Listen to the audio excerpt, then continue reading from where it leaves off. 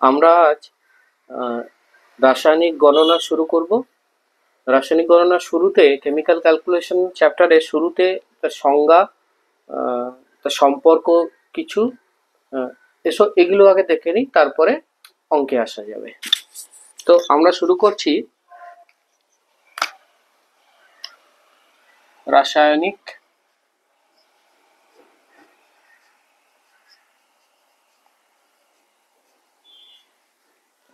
রাসায়নিক গণনা।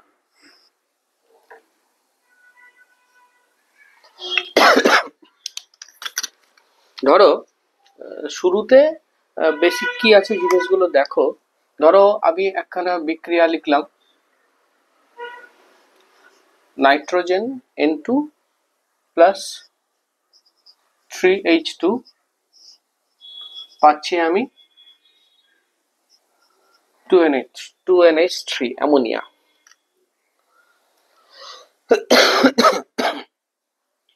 তাহলে এই সমীকরণে দেখো 1 মোল নাইট্রোজেন, 3 মোল হাইড্রোজেন আর 2 মোল অ্যামোনিয়া এ কিন্তু উৎপন্ন হয়েছে। এইগুলো হচ্ছে বিক্রিয়ক, আর এই পেলাম বিক্রিয়াজাত পদার্থ, বিক্রিয়ক পদার্থ, আর এ বলতে পারি আমি বিক্রিয়াজাত পদার্থ।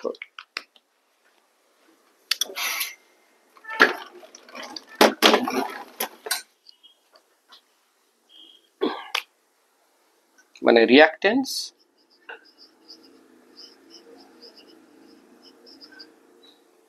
আর ওটাকে তুমি বলতে পারো প্রোডাক্টস।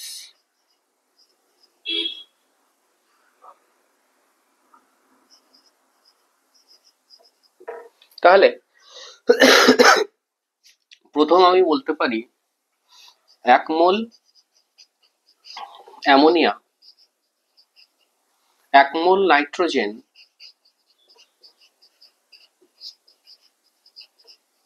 ও 3 মোল এবং 3 মোল হাইড্রোজেন পরস্পর বিক্রিয়া করে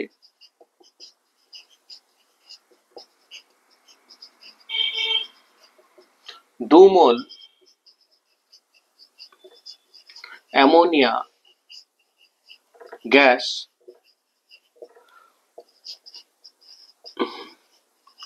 উৎপন্ন করেছে, যা আমরা বিক্রিয়া থেকে চোখে দেখতেই পাচ্ছি এই ঘটনা। এ হলো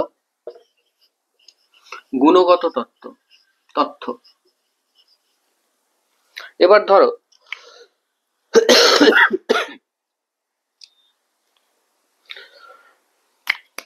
1 মোল নাইট্রোজেন হলো 28 গ্রাম, 3 মোল হাইড্রোজেন 6 গ্রাম আর 2 মোল অ্যামোনিয়া হলো গিয়ে 34 গ্রাম। তাহলে এই কথাও লেখা যায় 28 গ্রাম নাইট্রোজেন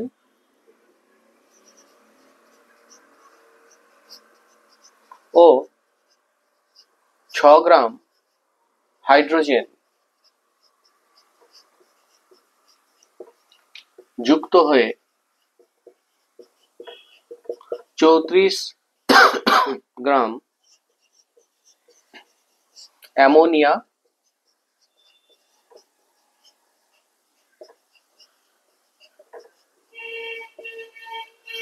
উৎপন্ন করেছে।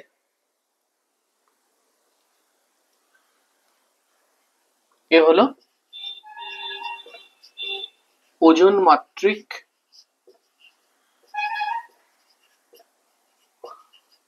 সম্পর্ক। এইভাবে একটা বিক্রিয়া দেখে তার গুণগত তথ্য, তার ওজন মাত্রিক অথবা আবার আয়তন মাত্রিক সম্পর্ক আমরা বলতে পারি। যেমন 1 মোল যে কোনো গ্যাসের আয়তন হলো 1 মোল যে কোনো গ্যাসের আয়তন হলো 22.4 লিটার। 3 মোল মানে 22.4 গুণ 3 মানে 4 3 12 7 এত লিটার। 2 মোল মানে 2 ইন্টু 22.4 লিটার 44.8 লিটার। তাহলে আয়তনগত তথ্য এটা লেখা যেতে পারে যে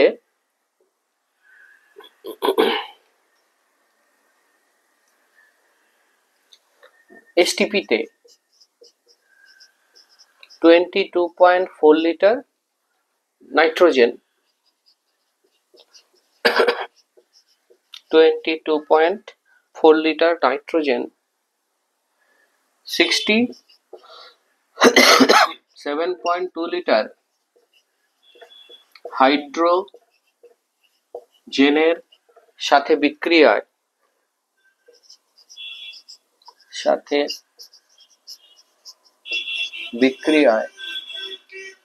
44.8 লিটার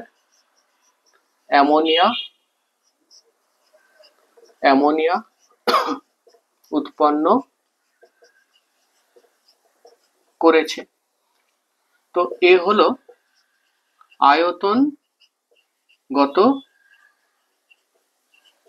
সম্পর্ক।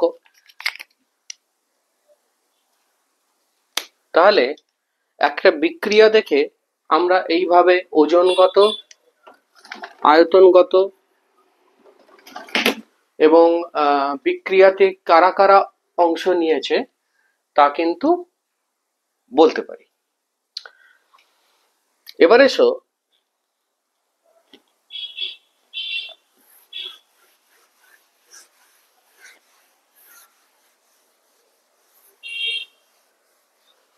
আমি একখানা প্রশ্ন নিলাম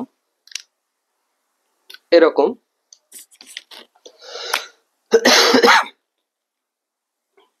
কোশ্চেন, রাসায়নিক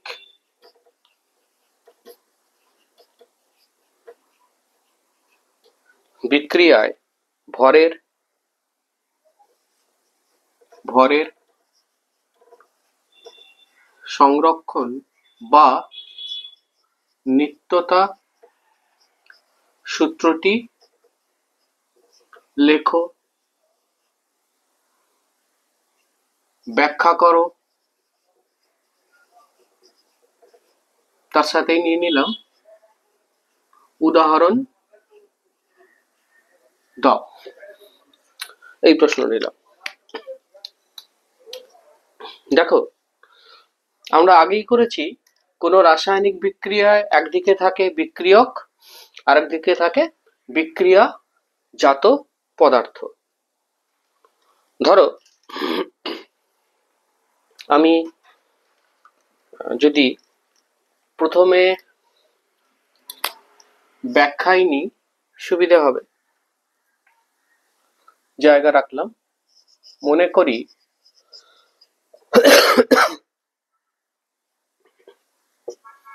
এক্স ও ওয়াই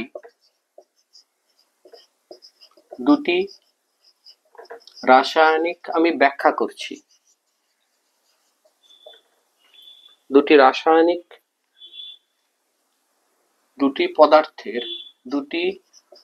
পদার্থের রাসায়নিক বিক্রিয়ায় পি ও কিউ দুটি নতুন পদার্থ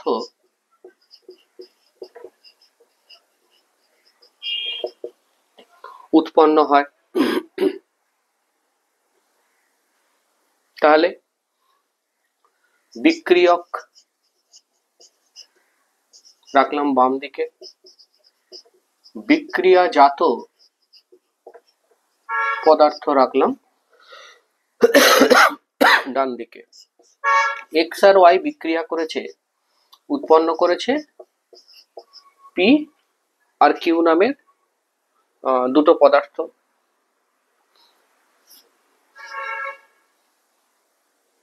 এক্ষেত্রে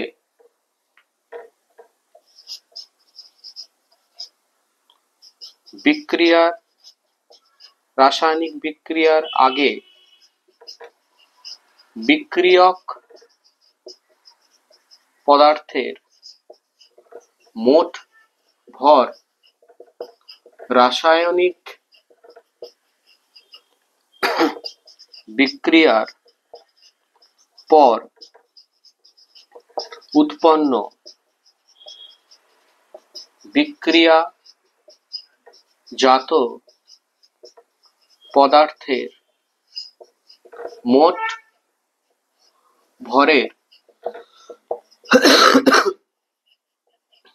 ভরের সমান হবে। তাহলে এক্স আর ওয়াই এর যা ভর যোগ করলে যতখানি ভর হবে, পি আর কিউ এরও মানে বিক্রিয়ার পর যারা এসেছে তাদের ভর কিন্তু একই হবে। ধরো আমি উদাহরণ নিলাম, যেমন উদাহরণ নিচ্ছি আমি ক্যালসিয়াম কার্বনেট। এ হলো ক্যালসিয়াম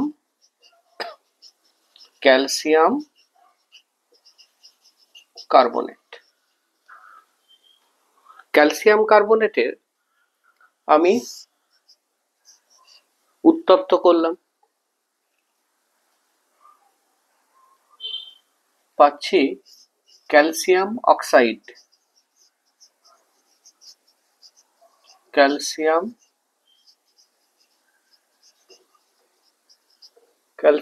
অক্সাইড আর পেলাম কার্বন ডাই অক্সাইড।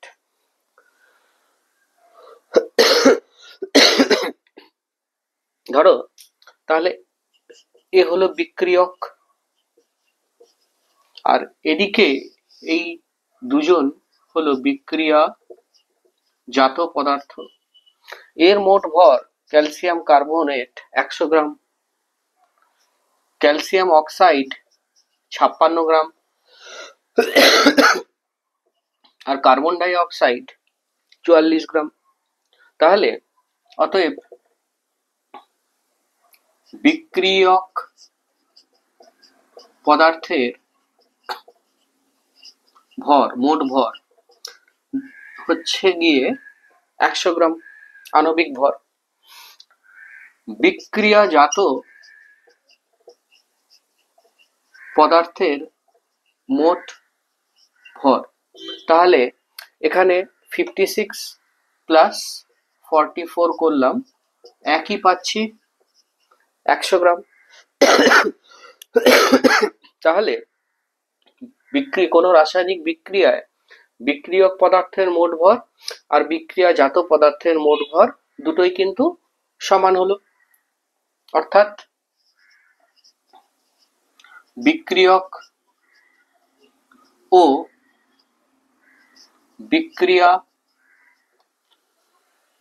দেখা যাচ্ছে তো, বিক্রিয়াজাত পদার্থের মোট ভর সমান। তাহলে এই হলো ভরের সংরক্ষণ। মানে কোনো রাসায়নিক বিক্রিয়ায় বিক্রিয়কের মোট ভরের সাথে বিক্রিয়াজাত পদার্থের মোট ভর সমান হতে হবে। তাহলে আমরা নিত্যতা সূত্রটা লিখি, সূত্র ভরের সংরক্ষণ বা ভরের নিত্যতা সূত্র, যা আমাদের প্রশ্ন ছিল। যে কোনো রাসায়নিক বিক্রিয়ায়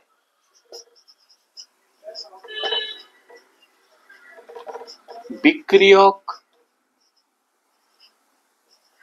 পদার্থের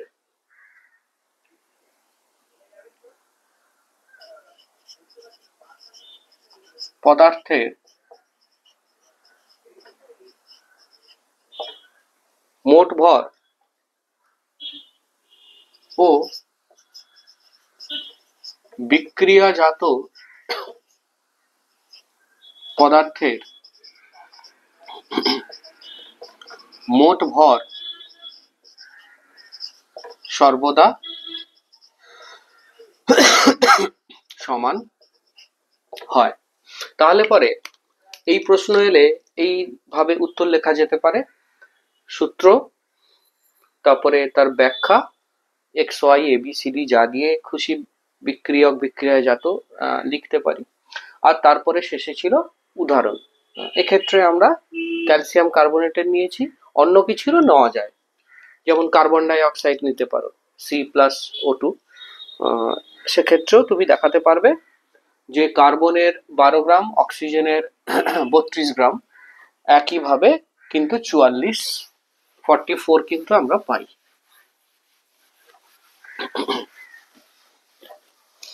এবারে এসো এরপরে আরেক ধরনের কোশ্চেন নিই।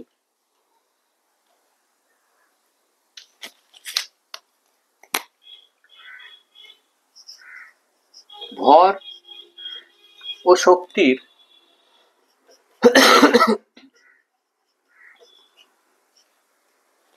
পারস্পরিক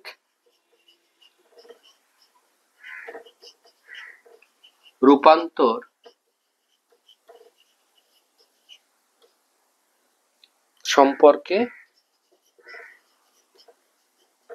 সম্পর্কিত বিজ্ঞানী আইনস্টাইনের সমীকরণ লেখো।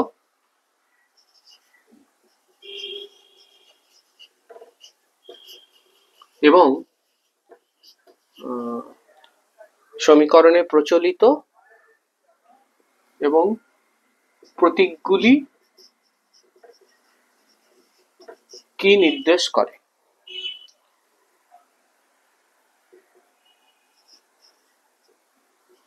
কি নির্দেশ করে?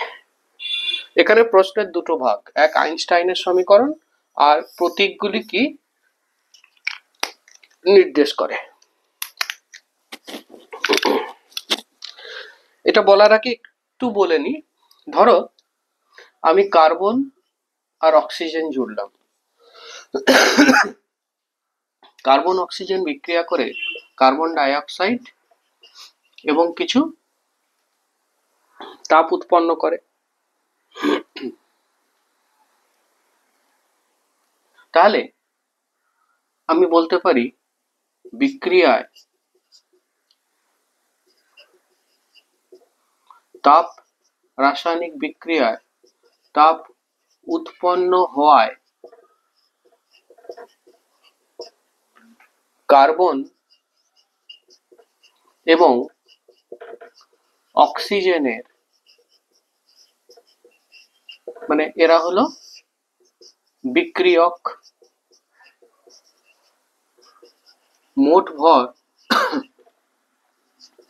উৎপন্ন কার্বন ডাই অক্সাইড এ হলো বিক্রিয়া জাত কার্বন ডাই অক্সাইডের ভরের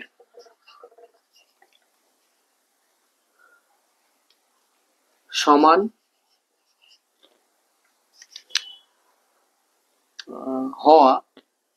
হওয়ার কথা নয়। মানে যদি তাপ না হতো তাহলে বিক্রিয়কের যা ভর ছিল বিক্রিয়া জাতেরও তাই ভর হতো, কিন্তু কিছু পরিমাণ শক্তি পেয়েছি তাপ। তাহলে বলছি যে দুজনের ভর এক্ষেত্রে সমান নয়, কিছুটা ভর নষ্ট হয়েছে। তার মানে কিছু ভর নষ্ট হয়ে কিছু পরিমাণ শক্তি আমাকে দিয়েছে।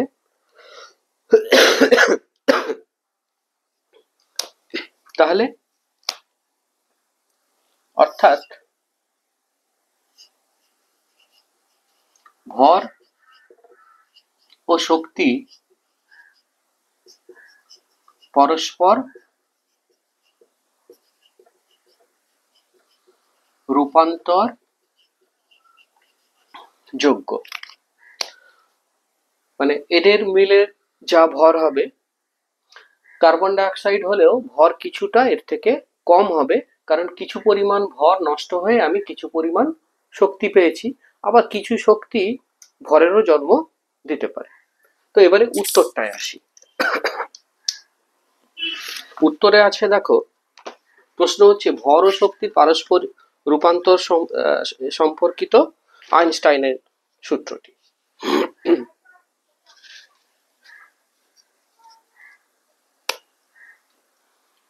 সূত্র, আইনস্টাইনের সূত্র, ভর এবং শক্তি পরস্পর রূপান্তরযোগ্য,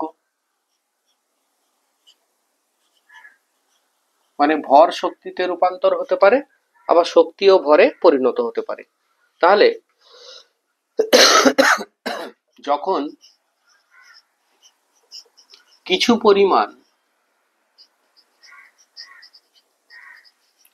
ভর নষ্ট হয় অথবা ভরের বিনাশ হয়, তখন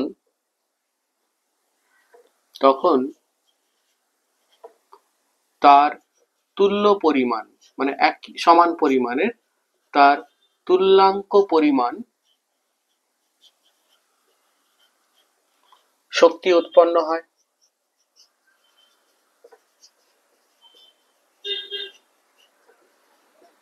তার তুল্যাঙ্ক পরিমাণ শক্তি উৎপন্ন হয়। আবার কোনো উল্টোটাও সত্যি, বস্তু যখন কিছু পরিমাণ শক্তি গ্রহণ করে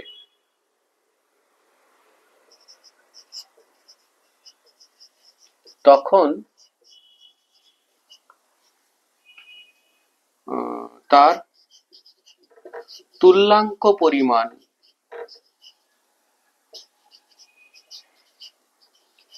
ভর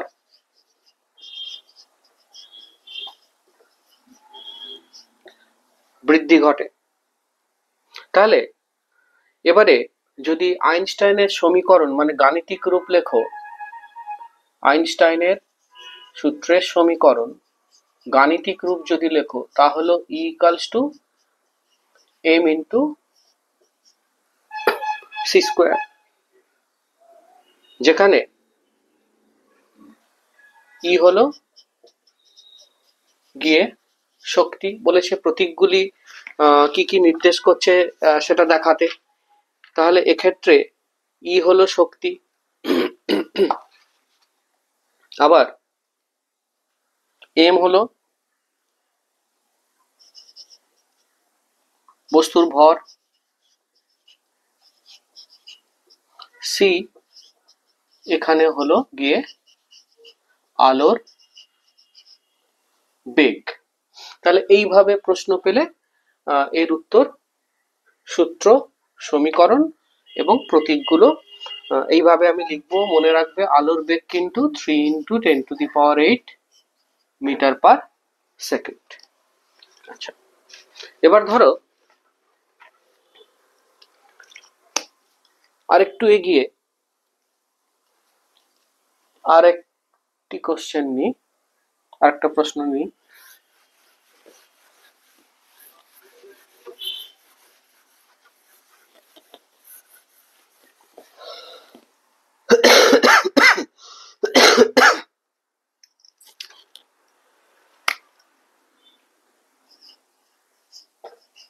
বাষ্প বা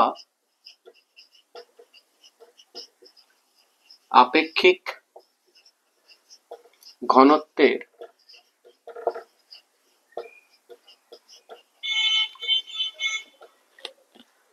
সংজ্ঞা লেখো,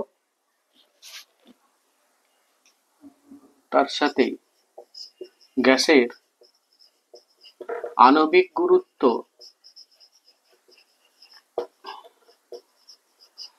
এবং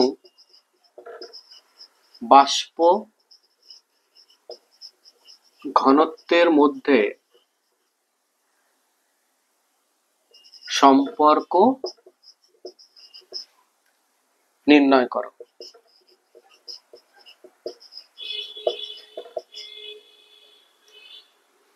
এর সাথে আরেকটা কোশ্চেনও জুড়ে দেওয়া যায়।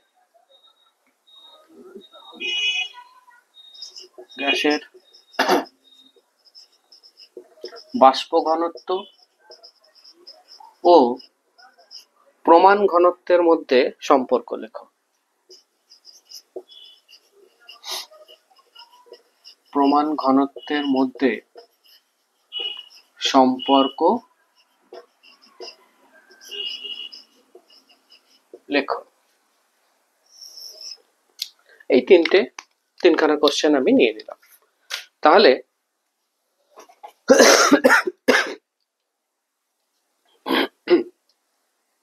প্রথম প্রশ্ন আছে আমাদের যে গ্যাসের বাষ্প ঘনত্ব বা আপেক্ষিক ঘনত্বের সংজ্ঞা। আমি বাষ্প ঘনত্ব একে আমি লিখছি ক্যাপিটাল ডি দিয়ে, যা হলো দুটো একই ধরনের রাশির অনুপাত। যেমন লিখছি ভি আয়তন কোন গ্যাসের ওজন, যাকে আমি রাখলাম লবে। একইভাবে নিচে লিখলাম ভি আয়তন বা সম আয়তন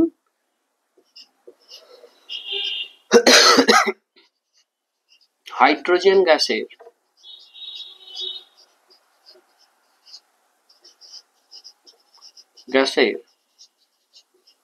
ওজন। আচ্ছা, এক্ষেত্রে আরো প্রশ্ন জিজ্ঞেস করতে পারে, তাহলে এর একক কি? দেখো, দুটি সমজাতীয় রাশির অনুপাত, ভি আয়তন গ্যাসের ওজন নেব, আবার ভি আয়তন হাইড্রোজেন গ্যাসেরও ওজন নেব। তাহলে এখানে লিখে রাখি দুটি সমজাতীয় রাশির অনুপাত হওয়ায় বাষ্প ঘনত্বের কোনো একক বা মাত্রা নেই, মানে m0 l0 t0। এবার এসে সংজ্ঞা আমরা এখান থেকেই বানাতে পারবো। লিখছি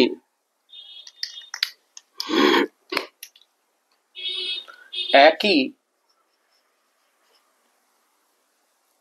চাপ ও উষ্ণতায়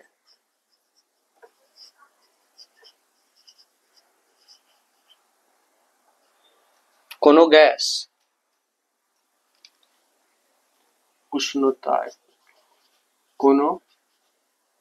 গ্যাস তার সম আয়তন হাইড্রোজেন গ্যাসের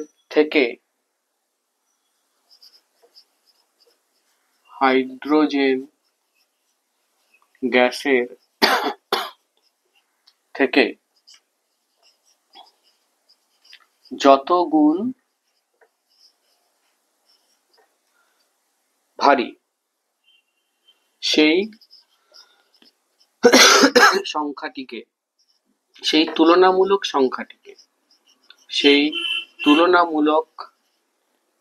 সংখ্যাটিকে গ্যাসের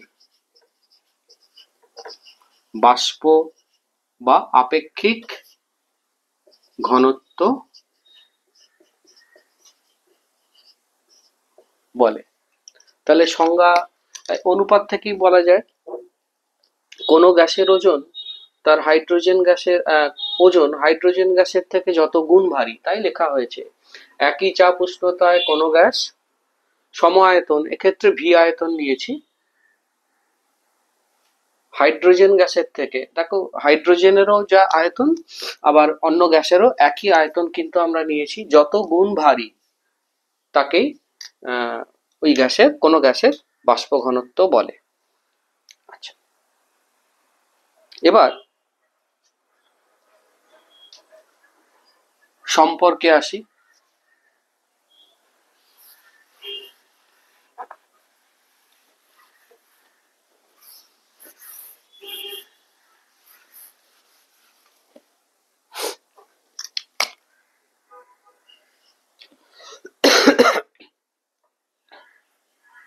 সম্পর্কে যা একদমই মনে রেখে দেব, m ইকালস টু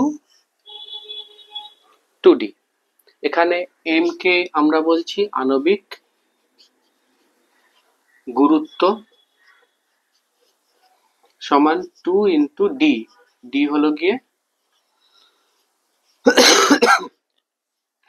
গিয়ে বাষ্প ঘনত্ব। এমসিকিউতেও জিজ্ঞেস করে, অথবা 1 মার্কসে কোশ্চেনও এটা থেকে হতে পারে। তাহলে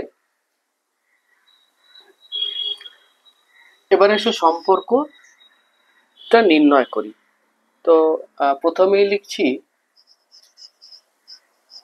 বাষ্প ঘনত্ব, যা কিন্তু দুটো সমজাতীয় রাশির অনুপাত, নির্দিষ্ট চাপ ও উষ্ণতায়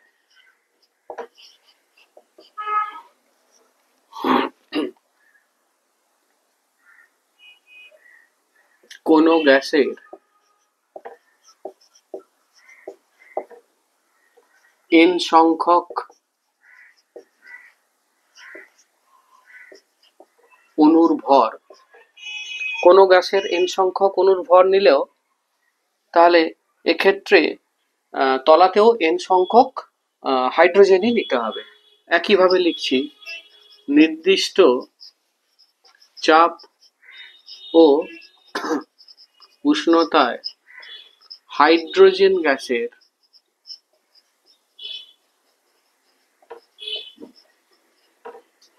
n সংখ্যক অণুর ভর। n বাইরে নিলাম, n বাইরে থাকলে n নিয়ে নিলে, n কে যদি আমি নিয়ে নিই তাহলে এক সংখ্যক হয়, n নিয়ে নিলাম, তাহলে থাকলো গ্যাসের একটি অণুর ভর বাই n। একইভাবে বাইরে নিলাম হাইড্রোজেন গ্যাসের, উপরে যা আছে তাই নিচেও লিখব, একটি গ্যাসের একটি অণুর ভর, হাইড্রোজেন গ্যাসের একটি অণুর ভর। উপরে নিচে n আর n বাদ দিলাম, তাহলে যা আছে তাই লিখি, গ্যাসের একটি অণুর ভর নিচে হরে হাইড্রোজেন গ্যাসের একটি অণুর ভর। n কাটা যাওয়ার পর যা হলো। আবার লিখছি উপরে যা আছে তাই থাক, গ্যাসের একটি অণুর ভর। হাইড্রোজেন গ্যাস কিন্তু দ্বিপরমাণুক, মানে একটা হাইড্রোজেন অণু নিলে তাতে দুটো হাইড্রোজেন পরমাণু থাকে। একটা হাইড্রোজেন অণু যদি নাও তাতে দুখানা হাইড্রোজেন পরমাণু থাকে। তাহলে একে আমি লিখছি, একটি অণুর জায়গায় লিখছি হাইড্রোজেন গ্যাসের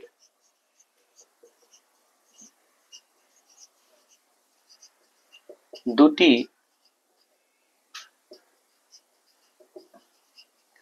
পরমাণুর ভর লিখলাম। এবার গ্যাসের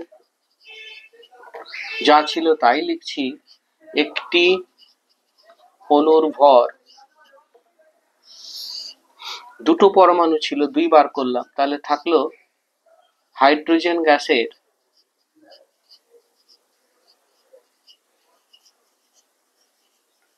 একটি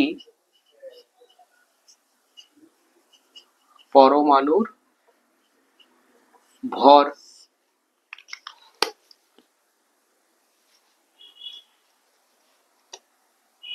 এইখানটায় বুঝলাম।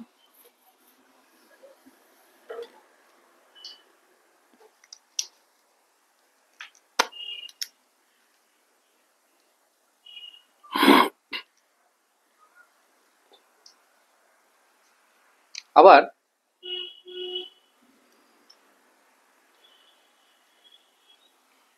এখানে বলতে পারি,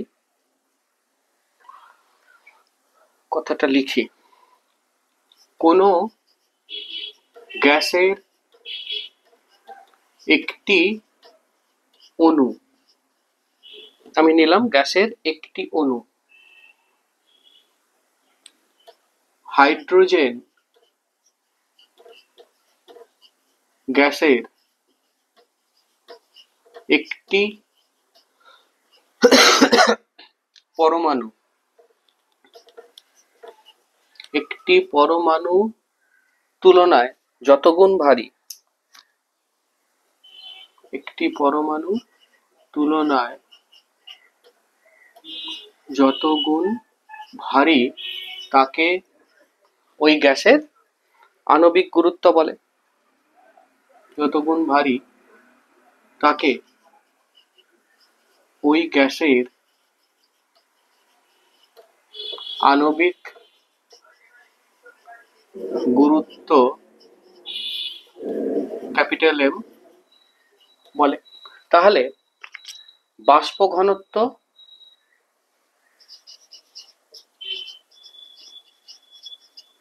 তাহলে সম্পর্ক কি এলো, বাষ্প ঘনত্ব লিখলাম সমান গ্যাসের একটি অণু হাইড্রোজেনের একটি পরমাণুর ভর, মানে দুজনের ভরের তুলনা করা হলো, যত গুণ ভারী তাকে ওই গ্যাসের আণবিক গুরুত্ব বলে।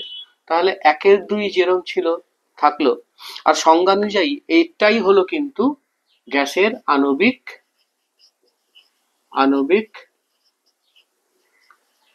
গুরুত্ব। মানে কোনো গ্যাসের বাষ্প ঘনত্ব সমান 1/2 গুণ আণবিক গুরুত্ব। বাষ্প ঘনত্বকে ডি লিখলাম, আণবিক গুরুত্বকে এম লিখলাম, বা এম সমান আমি 2D, এই সম্পর্ক কিন্তু বার করলাম। এর অঙ্ক পেতে পারি, এমসিকিউও হয়, আবার বড় অঙ্ক কিন্তু এর হতে পারে। শেষ প্রশ্নে আসি, মানে এই কেমিক্যাল ক্যালকুলেশন এই চ্যাপ্টার থেকে থিওরির মধ্যে কি কি আসতে পারে তার আমরা পার্ট দেখে নিলাম। এরপর আসবো এর অঙ্ক নিয়ে। এর অঙ্কের ক্ষেত্রে একটা টেবিল বানাবো আমরা, যাতে আমাদের মনে হবে, সুবিধে হবে মনে রাখতে। শেষ প্রশ্ন, বাষ্প ঘনত্ব এবং প্রমাণ ঘনত্বের মধ্যে সম্পর্ক। তো এর নির্ণয়ের প্রয়োজন নেই, মনে রেখে দেব গ্যাসের বাষ্প ঘনত্ব সমান, বা এইভাবে লেখো, গ্যাসের প্রমাণ ঘনত্ব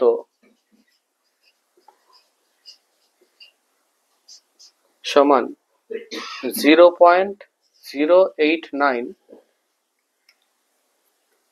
ইন্টু গ্যাসের বাষ্প ঘনত্ব। তবে প্রমাণ ঘনত্বের কিন্তু একক হয় গ্রাম পার লিটার, মনে রাখবো প্রমাণ ঘনত্বের একক হয়। তাহলে কেমিক্যাল ক্যালকুলেশনের ভরের সংরক্ষণ নীতি বা নিত্যতা সূত্র, তার উদাহরণ ব্যাখ্যা, এগুলো দেখলাম। আর আইনস্টাইনের আপেক্ষিকতা বা তত্ত্ব E=mc² দেখলাম, ভর আর শক্তির সমতুল্য নীতি। এরপর আণবিক ওজন এবং বাষ্প ঘনত্ব এই দুয়ের মধ্যে সম্পর্ক দেখলাম, ওটাই বেশি জরুরি। প্রতিষ্ঠাও কিভাবে হলো দেখলাম। আর প্রমাণ ঘনত্ব বাষ্প ঘনত্বের মধ্যে সম্পর্ক দেখলাম। এক্ষেত্রে এমসিকিউ পেতেই পারি, m ইকুয়ালস টু 2d, আর কিছু কোনো দিকের এক রাশি দেওয়া থাকবে, আর একখানা কোয়ান্টিটি আমাদের বার করতে হবে। তো এই মোটামুটি থিওরি পার্ট, যেটা রাসায়নিক গণনার, কেমিক্যাল ক্যালকুলেশনের। এরপরে নিউমারিক্যালস নেব, অঙ্ক নেব, যেগুলো করার জন্য আমরা একটা চার্ট বানিয়ে নেব। ওটা মনে রাখলে এর অঙ্কগুলো করা পদ্ধতি সুবিধা।